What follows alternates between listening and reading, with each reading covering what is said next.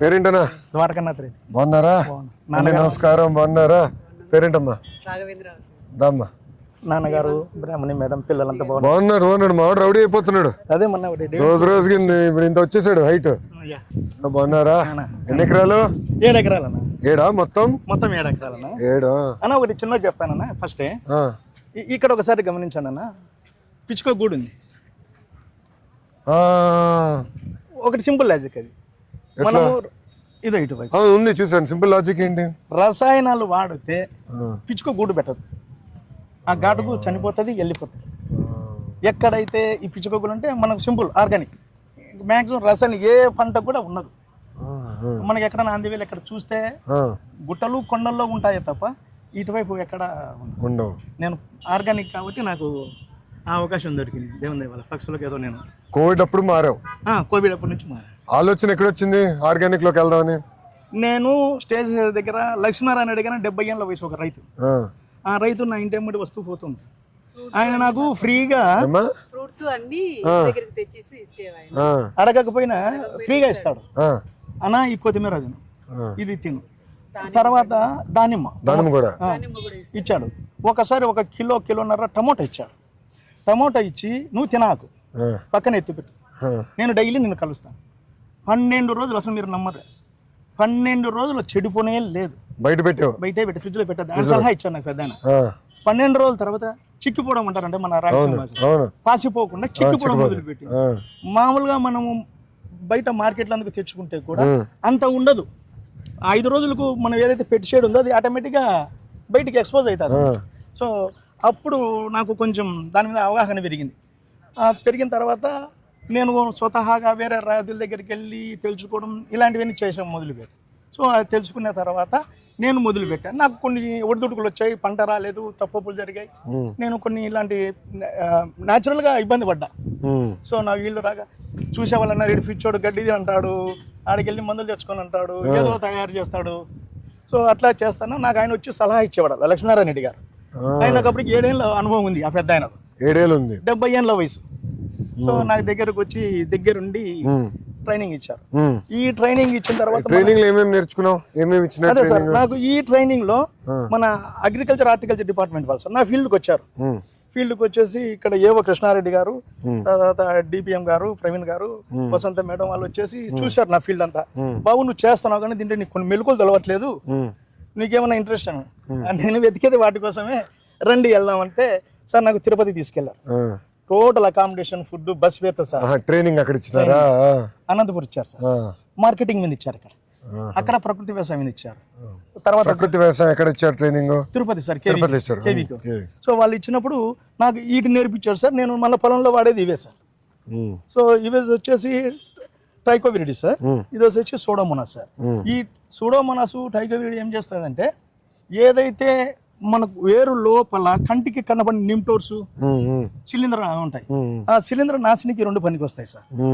So ఇది వచ్చేసి మన ఆవుతోటి, నాటు ఆవుతోటి మజ్జిగ తయారు చేసి, మజ్జిగలో 20 గ్రాములు ఇంగువ, 50 గ్రాములు పసుపు చేసి ఫర్మెంటేషన్ చేసేవాడు. మనకు ఎన్ని రోజులు పడుతుంది ఫర్మెంటేషన్ సార్? 1 వీక్ తర్వాత యూటిలైజ్ చేసుకో. వారంలో ఫర్మెంటేషన్. ఆ తర్వాత ఏమైతే మజ్జిగ, పసుపు, ఇంకా ఇంగువ. ఆ ఇంగువలు కూడా మనం తినే ఇంగువ, అగ్రికల్చర్ ఇంగువ వేరే ఉంటుంది సార్. సో అది చేసి ఫర్మెంటేషన్ చేస్తే మనకు వచ్చేసి ఆకు గ్రీనీస్ వస్తుంది కదా సార్. అట్లా గ్రీనీస్ రావడానికి పైన ఈ వీటికి ప్లాస్టిక్ తెగులు అంటారు, అదే మిరపకందుకు ఇట్లా కిందికి వెళ్ళిపోయి ఉంటాయి. సో వాటికి మంచిగా పనిచేస్తుంది అన్నట్లు. సో అట్లనే ఇది వచ్చేసి ఆముదం గింజలు ఉన్నాయి కదా, ఆముదం గింజలు, వేప గింజలు, కానుగ గింజలు, సీతాఫలం గింజలు, సీడు, అది ఇండస్ట్రీలో దొరుకుతుంది. కేజీ 2 కేజీలు ఇవ్వాలి. వాళ్ళు వచ్చేసి మినిమం 50 కేజీలు బస్తా తీసుకోవాలి. సో అవన్నీ తయారు చేసి వాటిని మళ్ళీ ఫర్మెంటేషన్ చేస్తారు. పర్మిషన్ చేస్తే ఇది ఎక్కడ పొలంలో ఎక్కడ చేస్తాం సార్? ఇక్కడ మన ఇంకోటి 10 ఎకరాల్లో ఉంటుంది రోడ్ గట్ట అటువైపు. అది వచ్చేసి అంటే మన RYSS విజయ్ సార్ గారు లాస్ట్ వీక్ నా పొలంకి వచ్చేళ్ళారు. విజయ్ గారు వచ్చారా సార్ లాస్ట్ వీక్? సార్ ఆయన నాకు దేవుడు సార్, ఆయన భలే చేస్తాడు సార్. ఆ ఓపిక మెచ్చుకో సార్. పర్సన్ సార్ నాకు ₹1,00,000 డబ్బులు ఇచ్చారు సార్. తర్వాత సార్ నాకు ఇక్కడ మా డిస్ట్రిక్ట్ సంబంధించి పెస్ట్ ఫ్లో మిషన్ సార్. ఇప్పుడు నేను పంట పండించా, PMD నిజమా అబద్ధం అని తెలుసడానికి నాకు ఒక మిషన్ ఇచ్చారు సార్ తను. 2 రకాల సార్ ఇవి వచ్చేసి సీడ్స్ సార్. 32 రకాల సీడ్ ఉంటుంది సార్ ఇందులో. ఈ 32 రకాల సీడ్ వచ్చేసి జీవ వైవిధ్య గింజలు. అంటే ఒకదానికి ఒకటి అనుసంధానం, అంటే కింద వేరు. ఇప్పుడు మనం మొత్తము ఈ క్రాప్ వేసామనుకోండి, వీటికి అన్నిటికీ ఒకటే ఫుడ్ కావాలి. ఫుడ్ లేక 2 ఫైట్ చేస్తాయి.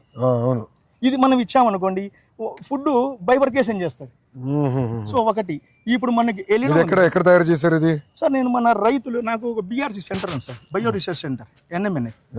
నేను అందరికి ఇన్పుట్స్ ఇస్తాంట సార్ రైతులకు. దాదాపు నాకు నేర్పిస్తున్నారు, ట్రైనింగ్ కూడా ఇస్తాను. నాకు అక్కడ ట్రైనింగ్ సెంటర్ ఉందండి. కషాయాలన్నీ అందరికి పంపిస్తాం సార్. అవునా?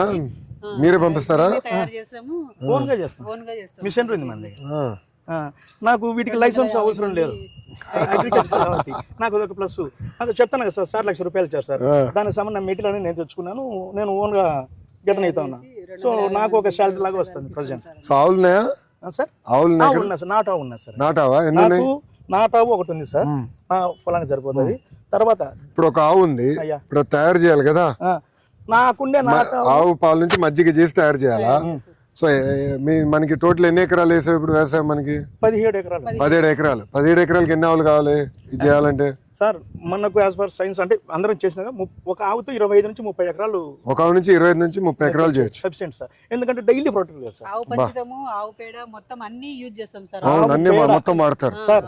ఆవు పేడ, ఆవు మజ్జిగ, ఆవు పెరుగు, అరటి పండ్లు, కళ్ళు, సో ఇవన్నీ కలిపి ఒక ఇంగ్రీడియంట్స్ అనేది తయారు చేస్తాం. సో అది మంచి ఇది అన్నట్లు పనిచేస్తుంది. ఇవి వచ్చేసి సార్ నేను వాడేది స్టిక్కీ బ్లాక్. ఏదైతే పురుగు ఉందో ఎల్లో ఆకర్షణకు వచ్చేసి దీనికి గమ్ ఉంటుంది. సో ఇక్కడ నాకు ఏదైనా ఫిట్ సైడ్ అంటే ఆటోమేటిక్ ఇట్లా స్టిక్ అయిపోతాయి. సో నాకు అక్కడ వచ్చే పర్సెంటేజ్ తగ్గిపోయి ఇక్కడ ఆగిపోతాయి. ఎక్కడ పెడతావు ఇది? పొలంలో అక్కడక్కడ పెట్టేస్తాను, మధ్యలో పెట్టేస్తావు, చెట్ల మధ్యలో పెట్టేస్తావు, కర్రనాటేసి మొత్తం నైట్ అంతా పురుగులు వచ్చి దీనికి ఆనేసుకుంటాయి. దాని తగ్గట్టు నాకు దెబ్బకి ఇంకా మన ఈ పురుగు మందులు అనే పెద్ద అవసరం ఉండదు. అలాగే ఇది కూడా వచ్చేసి లింగాకర్షణ పుట్టింది సార్. ఇందులో ఫ్లూయెంట్ అని వస్తుంది. సో ఇది పెడితే స్మెల్ కు అవి వచ్చేసి బుట్టలో పడిపోతాయి, ట్రాక్ లో పడిపోతాయి, ఆ ట్రాక్ లో పడిపోతాయి. సో అట్లా తర్వాత నాకు సోలార్ ట్రాప్ కూడా ఉన్నాయి. Solar traps night time solar వల్ల లైట్ వెలుగుద్ది, అందులో కాస్త పచ్చి ఆముదం వేస్తాం. సో వచ్చే ఏదైతే పెస్ట్ డిసీజ్ ఉన్నాయో ఆ దోమలు ఈగలు వచ్చేసి దాన్ని నిండిపోతుంది మార్నింగ్ కల్లా. ఫ్యామిలీ సింపుల్ సార్, అంటే నేను చేసేది వాటిలో. అది ఎక్కడుంది సోలార్ ట్రాప్? అటువైపు పైన ఉంది సార్, చూస్తాం. తర్వాత ఈ నాకు వచ్చి చెట్లు ఉన్నాయి. ఈ సంవత్సరం కొంచెం ధరలు బాగున్నాయంట? బాగున్నాయి సార్. 65,000 వెళ్తుందా సార్? అది నాకు నాటుకోల సెట్ సార్. నాటుకోల 220 నాటుకోల ఇస్తున్నావు నాకు ఒకటి. భలేవారు సార్ మీ కదా. తర్వాత అసలు గొడవలని వదిలేసావు, అటు తిరుగుతున్నాయి అటు ఇటు అటు ఇటు సార్. పైన ఉంటాయి బాతులు, కోళ్ళు, సిటీ కోళ్ళు తిరుగుతుంటాయి. మాకు కలుపు పని ఉండదు కదా సార్. చూడండి మీరు ఎక్కడ అసలు కలుపు మేము మనుషులు పెట్టట్లేదు. మీరే మనుషులు పెట్టలా? అదే ఇంకా అదే మాకు అక్కడ ఏంటంటే కొన్ని గిన్నెలు వేస్తే కాళ్ళతో అట్లా వేస్తే మొత్తం తినేస్తాయి. కోళ్ళు కూడా గడ్డి తినేస్తాయి, నీట్ గా పెట్టేస్తాయి. సో పురుగు మందు వేయరు కనుక కోళ్ళు తినేస్తాయి. అందుకే కోళ్ళకు వాటికి మనకు ఇక్కడ సఫిషియెంట్ గా స్పేస్. కలిసి